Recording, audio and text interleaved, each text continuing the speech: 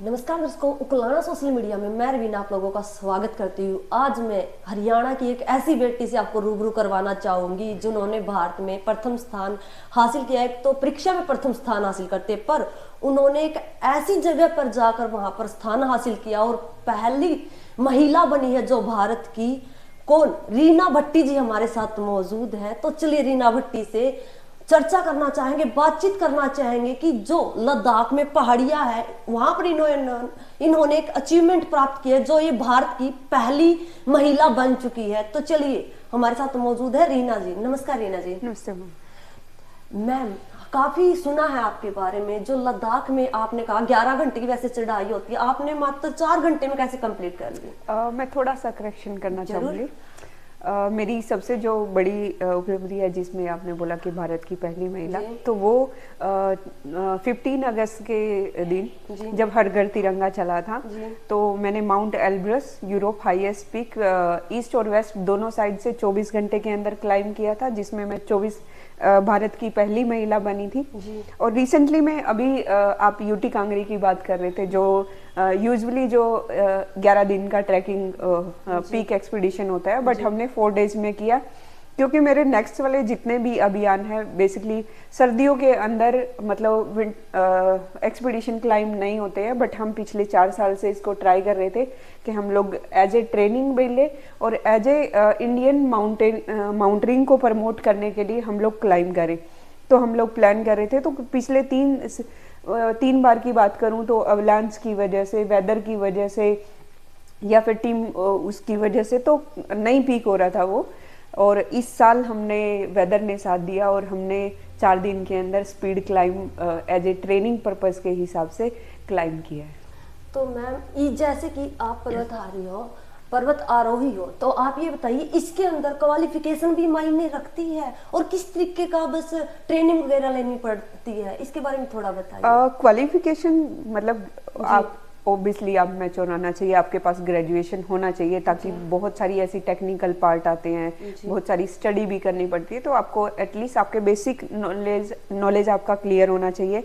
हाँ, mountaineering field के knowledge के लिए जैसे 3 पार्ट में डिवाइडेशन होता है, rock climbing, ice climb, snow और रेस्क्यू पार्ट जो रहता है, तो उन सब चीज़ों को समझने के लिए बेसिक माउंटेनिंग कोर्स है। बेसिकली इंडिया में 5 माउंटेनिंग इंस्टीट्यूट हैं, उनके साथ में 28 दिन का कोर्स होता है, और फिर आप 28 दिन के अंदर अगर अच्छा परफॉर्म करते हो तो ग्रेडिंग सिस्टम भी होता है, तो एक ग्रेड से क्वालिफाई होता है।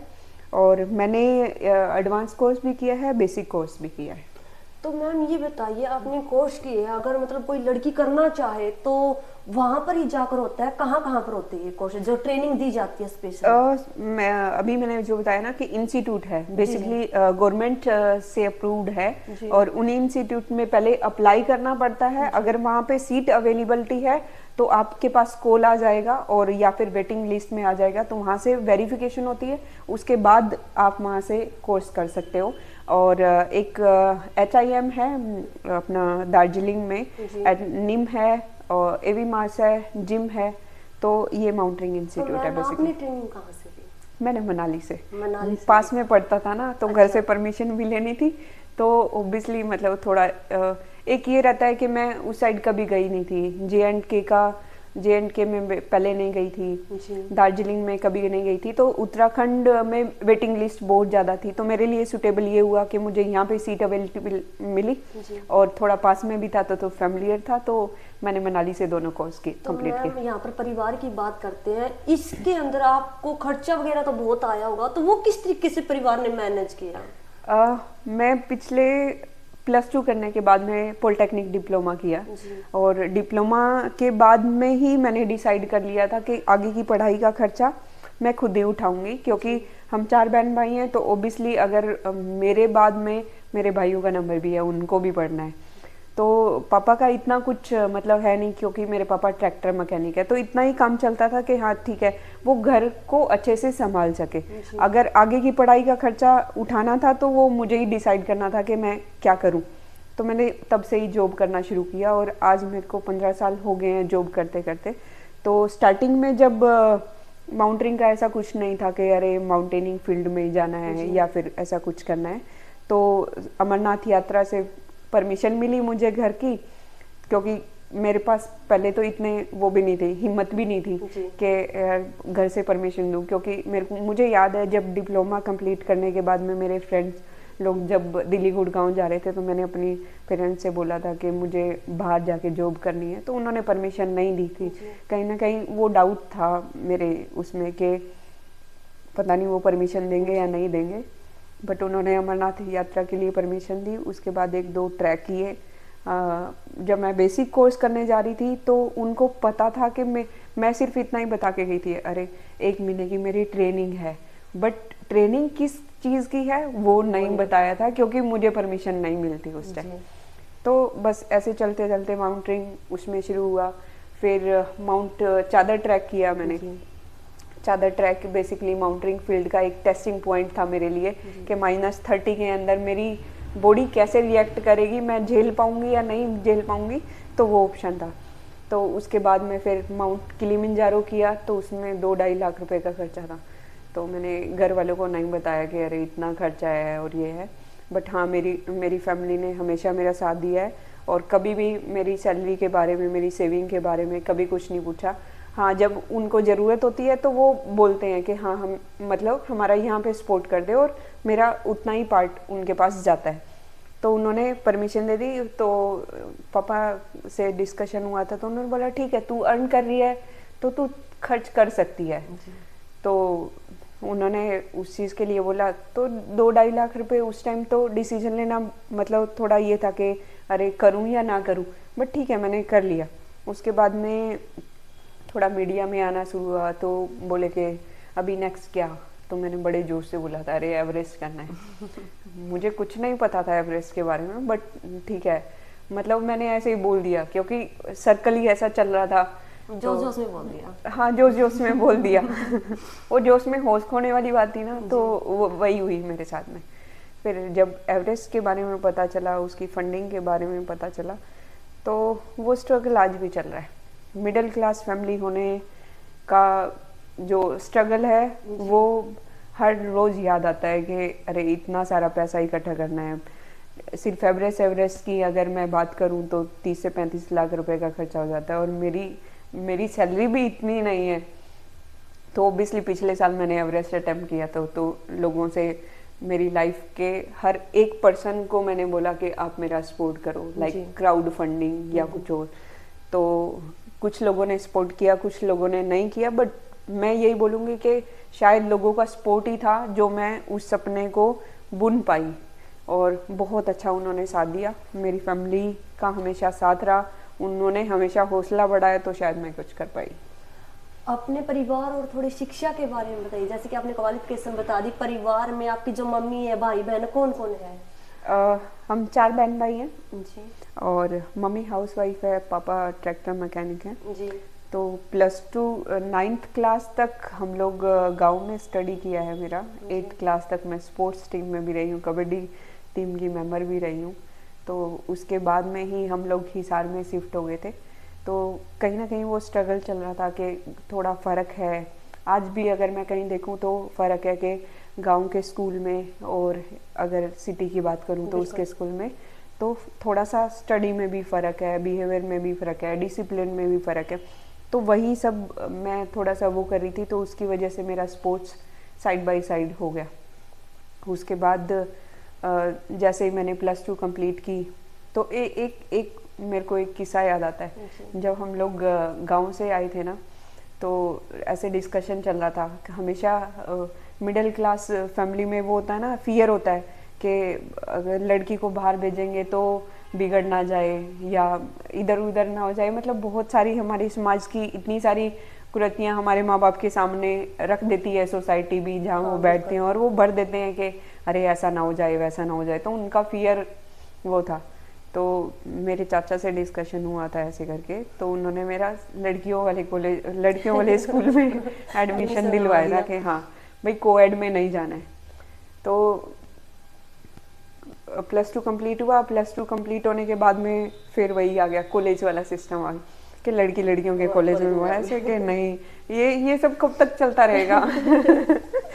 मतलब ये चल ही रहा था। फिर जैसे तैसे करके मेरे पड़ोस में एक भाई हैं, उनसे सजेशन लिया तो उन्होंने कंप्यूटर साइंस, उस टाइम कंप्यूटर का क्रेज़ हुआ था बहुत सारा। हाँ। तो तब उन्होंने बोला कि पॉलिटेक्निक का ऐसे ऐसे डिप्लोमा है। और तब हुआ था थोड़ा रिलेशन वालों का आर्ग्यूमेंट कि नहीं, लड़की लड़कियों के कॉलेज में भेजना है, उसमें नहीं भेजना है। तो मुझे याद है बहुत अच्छे से, मेरी मम्मी ने हमेशा सपोर्ट किया है, बीइंग ए वुमन लगा लो या बीइंग ए मदर लगा लो, ये कह बीइंग ए सकते हैं कि वुमन। रीना भट्टी की भी टांग खिंचाई हुई है पहले, है ना भाई, नहीं लड़के वालों में ही जाना है। बहुत हुई है, बहुत बहुत हुई है। मतलब हम एक तो हम हरियाणा में रहते हैं भाई, जी। ठीक है। दूसरा हमारा सोसाइटी भी ऐसा हो जाता है, सोसाइटी का बहुत बड़ा मैटर करता है। दूसरा रिश्तेदारों का भी बहुत मैटर करता है। आपके पेरेंट्स आपको कितना ही सपोर्ट क्यों ना करें, बट कोई ना कोई आ ही जाता है टांग खींचने। तो मेरे मामले में तो सोसाइटी भी रही है और मेरे रिश्तेदार भी रहे हैं, बट मैं सौभाग्य हूँ कि मेरी मम्मी ने हमेशा सपोर्ट किया है। और जब मैंने कॉलेज में एडमिशन लिया था तो शायद मेरी मम्मी ने ही बोला था कि मुझे अपने बच्चे पे भरोसा है, और उस टाइम मुझे एडमिशन लेने के लिए वो किया था। और फिर मैंने जब जॉब का डिसाइड किया तो सेम प्रॉब्लम था। मुझे याद है कि जब मेरा कॉलेज भी कंप्लीट हो गया था तब तक मैं सूट डालती थी। अच्छा। क्योंकि रिलेशन वालों का यही प्रेशर था कि नहीं, लड़की जीन्स नहीं डालेगी, वहाँ सलवार सूट में ही रहेगी।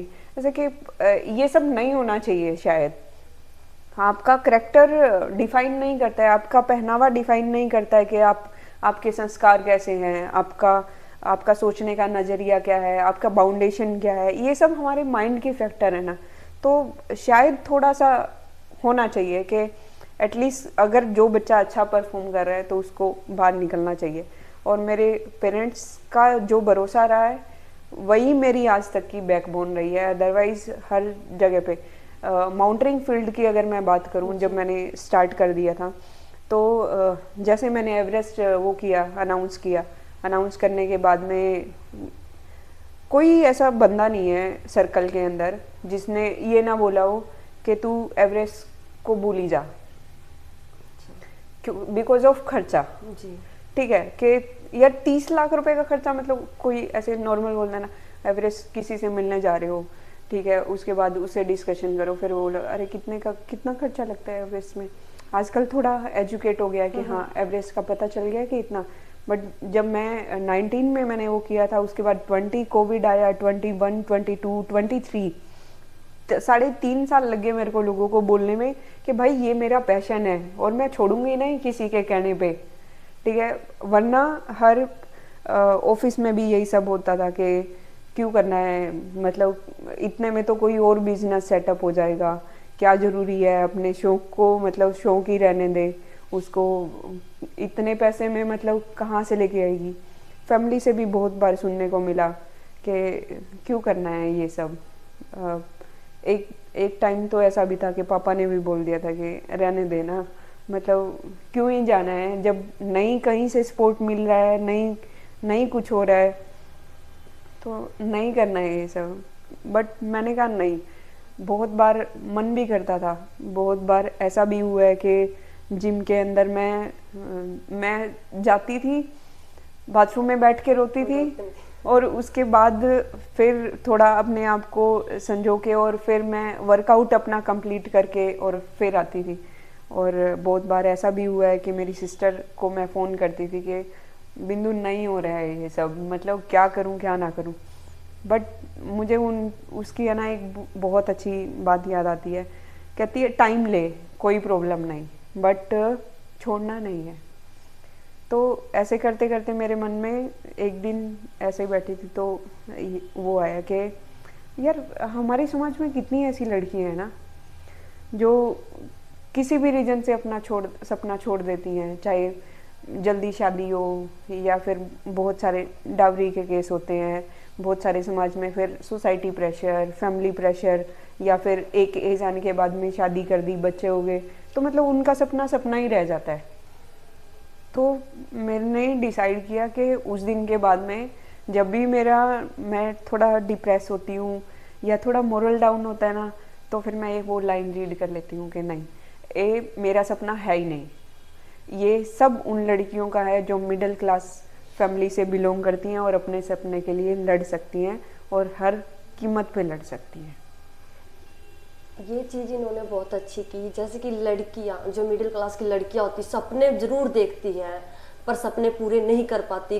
काफी जो हमारा समाज है वो उनको पीछे धकेलने में लगा रहता है। जहाँ पर फैमिली सपोर्ट करती तो वो फैमिली के भी पाँव खींचने का प्रयास करते हैं। ऐसे ही रीना भट्टी जी के साथ में भी हुआ। अगर आपके सपने की बात करो तो आगे और क्या कुछ करना चाहते हैं आप? देखिए, हिमालय का एक पार्ट हमारे पास में है जी। एक नेपाल के पास में है, थोड़ा चाइना के पास भी है। तो वर्ल्ड वाइड 8000 की 14 पीक हैं।